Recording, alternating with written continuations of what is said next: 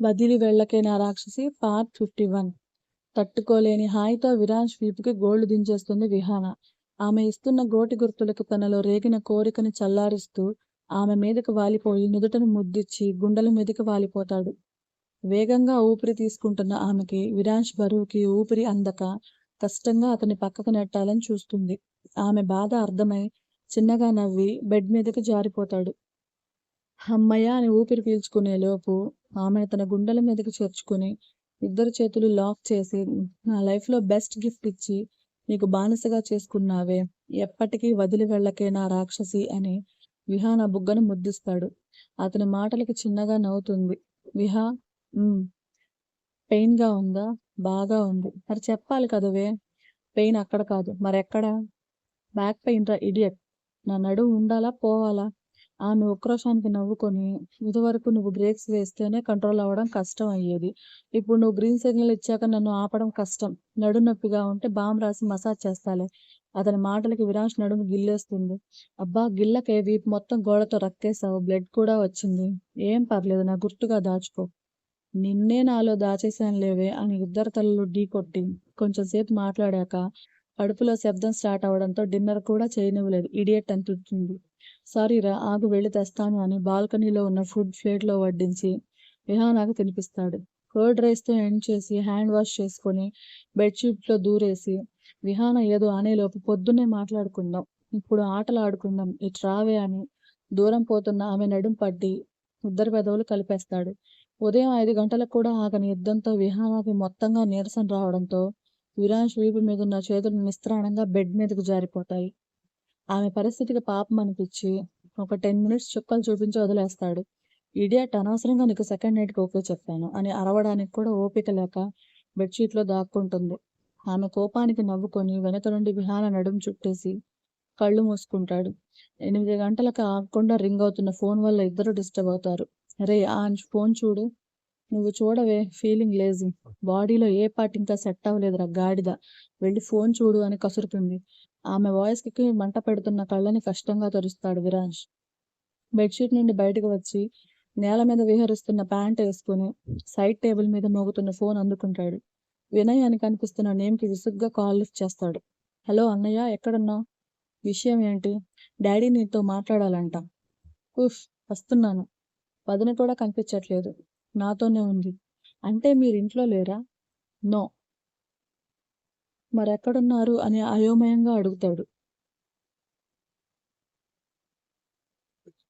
ఎక్కడ ఉన్నానులే, వస్తున్నాను అని అందరినీ గ్యాదర్ చెయ్యి. మీ వదిన విషయం చెప్పే టైం వచ్చింది. అనయ్య మీరు బాగానే ఉన్నారా? మాకేమైందిరా ఇడియట్. మీ ఇద్దరు ఒకే చోట ఉంటే నువ్వు ప్రశాంతంగా ఉన్నావా? ఏంటో తుఫాన్ వచ్చే ముందు ప్రశాంతతలా ఉంది. నోరు మూసుకోరా విన్ని. మోస్తాంలే కానీ మరి వదిన ఒప్పుకోకపోతే గొడవ చేస్తుందేమో. ఆలోచించు. మళ్ళీ అమ్మా నాన్న హర్ట్ అవుతారు. వినయ్ మాటలకి కోమాలోకి పోయినట్టు నిద్రపోతున్న విహాన వంక చూసి చిన్నగా నవ్వి, అలాంటిదేం జరగదులే, నేను చెప్పించేయి చాలు. సరే అని ఫోన్ కట్ చేస్తాడు వినయ్.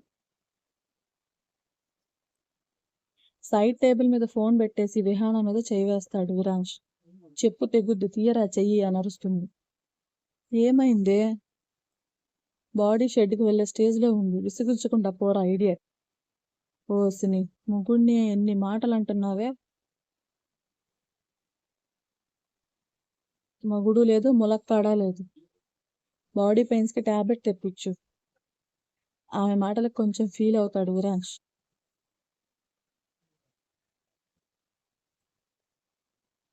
విహా, బాగా ఇబ్బంది పెట్టానా? నువ్విప్పుడు ఫీల్ అవుతున్నావా ఇడియట్?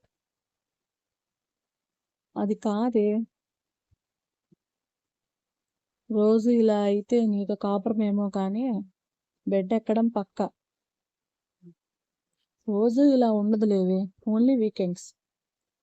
నిన్ను అని విరాజ్ పడటానికి పైకి లేస్తుంది కానీ నడుము దగ్గర కిర్రమన్న సౌండ్కి నా నడుము నయాగరా పోయిందిరా పంది అని విరాజ్ జుట్టు పీకేస్తుంది. అబ్బా ఆగవే, హాట్ వాటర్తో ఫ్రెష్ అవ్వు, అన్ని పెయిన్స్ పోతాయి అని విహానాన్ని ఎత్తుకుంటాడు. తన చుట్టూ బెడ్షీట్ సర్దుకున్న ఆమెను వింతగా చూస్తూ, ఏముందే దాచుకోవడానికి, అంతా చూసేసా కదా అని అంటున్న విరాజ్ మూతి మీద ఒక్కటేస్తుంది. అబ్బా రాక్షసి అని తిట్టుకుని వాటర్ టబ్లో హాట్ వాటర్ నింపి టెంపరేచర్ అడ్జస్ట్ చేశాక విహానాతో సహా టబ్లో దిగుతాడు. బెడ్షీట్ తీసేసి ముడుచుకుపోతున్న ఆమెను వెనక నుండి హత్తుకొని రిలాక్స్ అని ఫుల్ బాడీ మసాజ్ చేస్తాడు. అతని చేతులు చేస్తున్న మాయకి బాడీ యురాన్స్కి ఇచ్చేసి కళ్ళు మూసుకుంటుంది విహాన.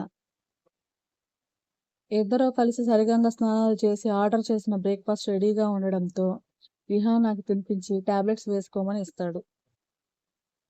రాత్రంతా లేని నిద్రకి కళ్ళు మూతలు పడుతుంటే కష్టంగా విరాంష్ పెడుతున్న తిని మెడిసిన్ వేసుకుని బెడ్ ఎక్కబోతుంది. విహా ఇంటికి వెళ్ళాక పడుకో, నేను నిన్ను ఆపను. తప్పదా? మన గురించి ఇంట్లో చెప్పే టైం వచ్చిందిరా. ఏంటి ఇప్పుడా అని కళ్ళు పెద్దవి చేస్తుంది విహాన. ఈ రోజు నుండి నువ్వు నా రూమ్లోనే ఉండాలి, అది పక్కా. మరి సార్ వాళ్ళు ఒప్పుకోకపోతే నేను వెళ్ళిపోతే ఆపకూడదు. ఒసేయ్ నువ్వు ఇంకా అది మర్చిపోలేదా? నో, తమ్ముడు తమ్ముడే, పేకాట పేకాటే. ఏం సామెతలే తల్లి అవి. ఏదో బాగుందని వాడేశా, చెప్పు డీల్ ఓకేనా? ఎందుకు విహా ఇలా మాట్లాడి హార్ట్ అటాక్ తెప్పిస్తావు? వాళ్ళు నో అనరులే, పదా. నా డ్రెస్ లేదు, మర్చిపోయాను, ఇదిగో అని ఆల్రెడీ తెప్పించిన శారీ ఇచ్చి రెడీ అవ్వమని చెప్తాడు. శారీ కట్టుకోవడానికి కూడా ఓపిక లేని ఆమెను చూసి బాగా విసిగించినట్టున్నాను అని తనని తానే తిట్టుకుంటాడు విరాంష్. కుచ్చిళ్ళు పెడుతున్న ఆమెకు గ్రిప్ సరిగ్గా లేక శారీని అస్తవ్యస్తం చేస్తున్న ఆమె బాధ చూడలేక విహా ఆగు, నేను హెల్ప్ చేస్తానని శారీ కుచ్చిళ్ళు అందుకుంటాడు.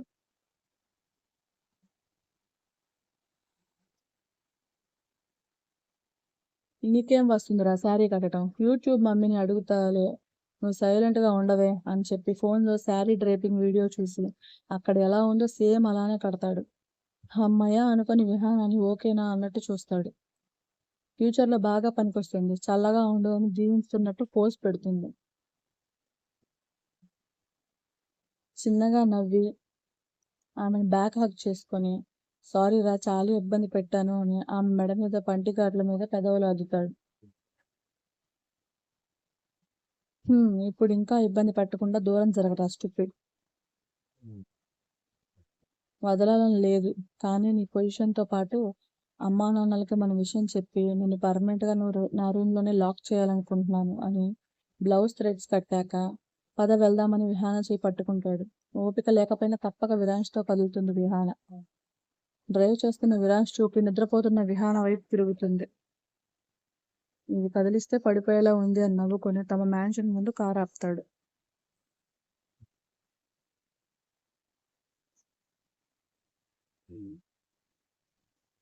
రే వినయ్, మమ్మల్ని ఎందుకు ఇక్కడ కూర్చోబెట్టావో చెప్పు అని ధనంజయ్ గారు విసుక్కుంటారు. చెప్తాను డాడీ, ఎందుకు అంత తొందర, అన్నయ్య రానివ్వండి అని స్టెప్స్ దిగుతున్న కళ్యాణ్ ప్రణవ్ని చూసి నవ్వుతూ దగ్గరికి రమ్మని పిలుస్తాడు. ఈ పిల్లలు ఎవరని అందరూ ఆశ్చర్యంగా అడుగుతుంటే కళ్యాణ్ సైలెంట్గా ఉంటాడు. కానీ ప్రణవ్ వాళ్ళందరినీ చూడగానే విహాన కోసం ఏడుపు స్టార్ట్ చేస్తాడు. అయ్యో ప్రణవ్, ఎందుకు ఏడుస్తున్నావు అని వినయ్ ఎత్తుకోగానే పిన్ని కావాలని ఏడుపు ఆపడు. పెద్దవాళ్ళందరికీ అంత అయోమయంగా ఉంటుంది.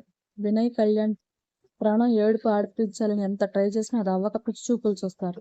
మహేజ గారు ప్రణవ్ దగ్గరికి వెళ్ళి ఇలా రా నాన్న అని బయటకు తీసుకెళ్లి అక్కడున్న పక్షులు, కుందేలు పిల్లల వంక చూపించి వాటికి ఫుడ్ పెట్టు అని చాలా వరకు ప్రణవ్ని నార్మల్ చేస్తారు. కొంచెం కొంచెం తన భయాన్ని తగ్గించి వదిలేసి వాటితో ఆడుకుంటున్న ప్రణవ్ తల నిమిరి దూరం నుండి వాళ్ళనే చేసిన కళ్యాణ్ దగ్గరికి రమ్మని పిలుస్తారు. మహేజ గారు ముందు చేతులు కట్టుకొని నిలబడిన కళ్యాణ్ వంక చూస్తూ ఎవరు బాబు మీరు అని ఆప్యాయంగా అడుగుతారు. విరాన్ సార్ వచ్చే వరకు వెయిట్ చేయండి మేడం, మీకే తెలుస్తుంది. మా అబ్బాయి మిమ్మల్ని తీసుకొచ్చాడా అని ఒకంత ఆశ్చర్యంగా అడుగుతారు. అవును మేడం. రేయ్ నందా, ఏంటి మమ్మీ, దేవెక్కడా?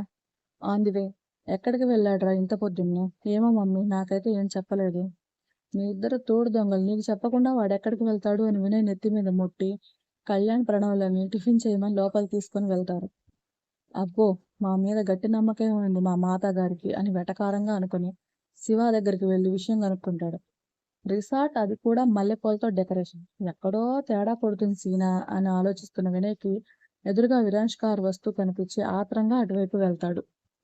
స్టోరీ నచ్చితే లైక్ చేసి, షేర్ చేసి, కమెంట్ చేయండి. ప్లీజ్ సబ్స్క్రైబ్ చేసుకోండి.